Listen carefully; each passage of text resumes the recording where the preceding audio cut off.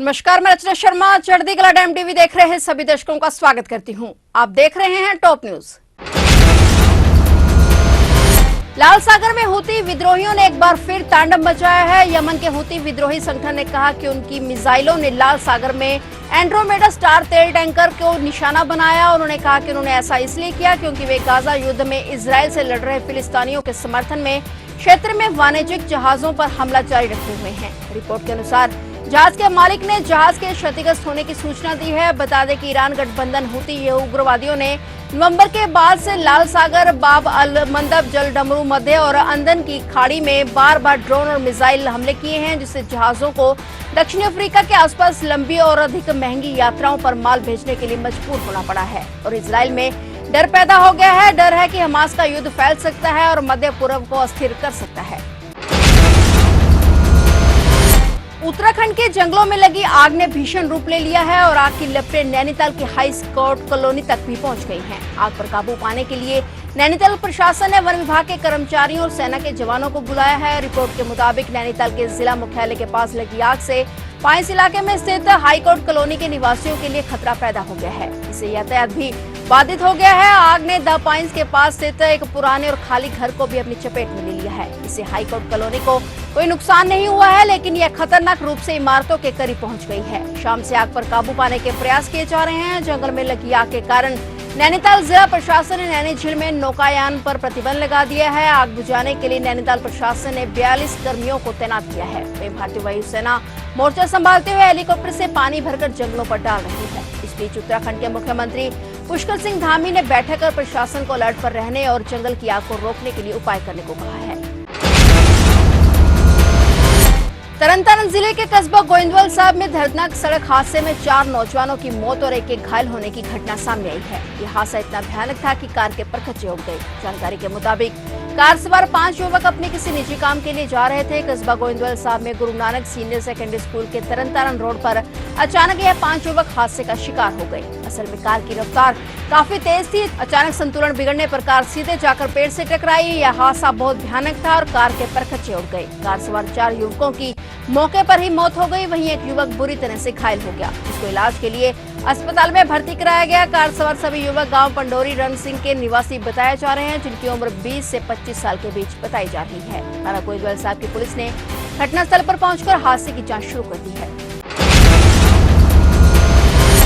7 मई को होने वाले तीसरे चरण के मतदान से पहले चुनाव प्रचार तेज हो गया है। यानी 27 अप्रैल को प्रधानमंत्री नरेंद्र मोदी महाराष्ट्र के कोल्हापुर और गोवा में रैली करने पहुंचे। इस दौरान पीएम मोदी ने लोकसभा चुनाव के लिए तटीय राज्य से भाजपा उम्मीदवारों के लिए दक्षिण गोवा के वास्को शहर में एक सार्वजनिक सभा को संबोधित किया। बता दें कि लोकसभा चुनाव के लिए तटीय राज्य में यह पीएम की पहली प्रचार रैली है और वहीं पीएम मोदी की चुनावी रैली में 50,000 से अधिक लोगों का हजूम उमड़ा नजर आया। मंच से प्रधानमंत्री नरेंद्र मोदी ने अपने संबोधन में कहा कि बीजेपी गोवा में दोनों लोकसभा सीटें जीतने के लिए पूरी तरह से तैयार है। इस दौरान पीएम ने अपने कार्यकाल में किए गए विकसित कार्यों का बखान किया। मालूम हो कि चुनाव आयोग के कार्यक्रम के अनुसार दक्षिण गोवा निर्वाचन क्षेत्र में तीसरे चरण के मतदान 7 मई को होंगे और भाजपा ने उद्यमी पल्लवी डेम्पो और केंद्रीय मंत्री श्रीपद नायक को दक्षिण गोवा और उत्तरी गोवा निर्वाचन क्षेत्रों से मैदान में उतारा है। उत्तर प्रदेश लोकसभा चुनाव के बीच जेल में बंद पूर्व सांसद धनंजय सिंह को लेकर बड़ी खबर आई है। धनंजय सिंह को जौनपुर जिला जेल से हटा दिया गया है, जिसके बाद अब उसे बरेली जेल में भेजा गया है। धनंजय सिंह की जेल में क्यों बदली की गई है, इसे लेकर प्रशासन कुछ भी बोलने को तैयार नहीं है। धनंजय सिंह की जेल बदलने के फैसले पर प्रशासन की ओर से कोई भी प्रतिक्रिया सामने नहीं आई है। हालांकि काफी दिनों से उन्हें इस जेल से स्थानांतरित करने की चर्चाएं चल रही थी। धनंजय सिंह को एम्बुलेंस के जरिए बरेली जेल से लाया गया है और उन्हें हाई सिक्योरिटी वाली बरेली सेंट्रल जेल में रखा गया है।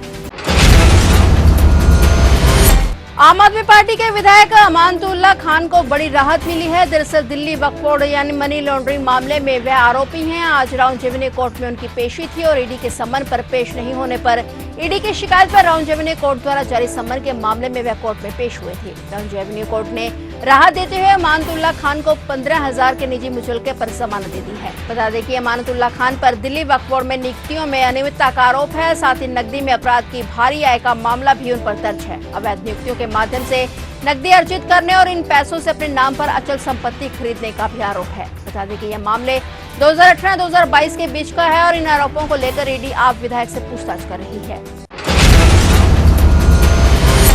पश्चिम बंगाल के संदेश खाली में केंद्रीय जांच ब्यूरो ने 26 अप्रैल को अलग अलग ठिकानों पर छापेमारी की थी। अब इस पर राजनीति भी शुरू हो गई है। तृणमूल कांग्रेस ने पश्चिम बंगाल के मुख्य निर्वाचन अधिकारी को चिट्ठी लिखकर चुनाव के दिन छापेमारी करने के लिए सीबीआई के खिलाफ शिकायत दी है। टीएमसी ने कहा कि सीबीआई की कार्रवाई का उद्देश्य लोकसभा चुनावों के बीच पार्टी की छवि खराब करना है।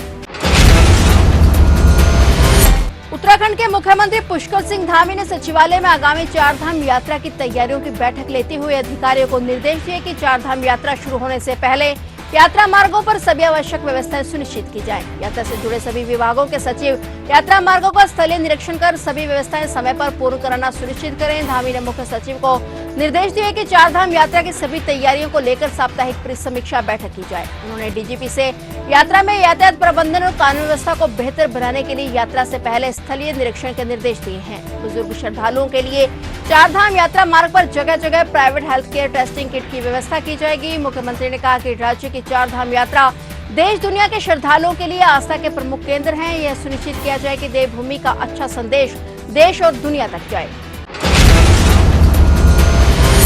मुंबई के बांद्रा में अभिनेता सलमान खान के आवास के बाहर इस महीने की गई गोलीबारी के मामले में गैंगस्टर लॉरेंस बिश्नोई के छोटे भाई अनमोल बिश्नोई के खिलाफ लुकआउट सर्कुलर जारी किया गया है। एक पुलिस अधिकारी ने जानकारी देते हुए बताया कि पुलिस लॉरेंस बिश्नोई को भी हिरासत में ले सकती है, जो इस समय गुजरात की साबरमती जेल में बंद है। वह इस मामले में महाराष्ट्र संगठित अपराध नियंत्रण अधिनियम यानी मकोका लगाने पर भी विचार कर रही है। उन्होंने बताया कि अनमोल बिश्नोई ने गोलीबारी की जिम्मेदारी ली थी और जांच में भी उसकी संलिप्तता सामने आई है। इसके बाद मुंबई पुलिस ने एलओसी जारी किया है। अनमोल और लॉरेंस बिश्नोई को मामले में वांछित आरोपी के रूप में नामजद किया गया है। अनमोल बिश्नोई कनाडा में रहता है और अक्सर अमेरिका जाता रहता है, लेकिन उसने फेसबुक पर जिस खाते से पोस्ट करके गोलीबारी की जिम्मेदारी ली थी उसका आईपी एड्रेस पुर्तगाल का पाया गया है।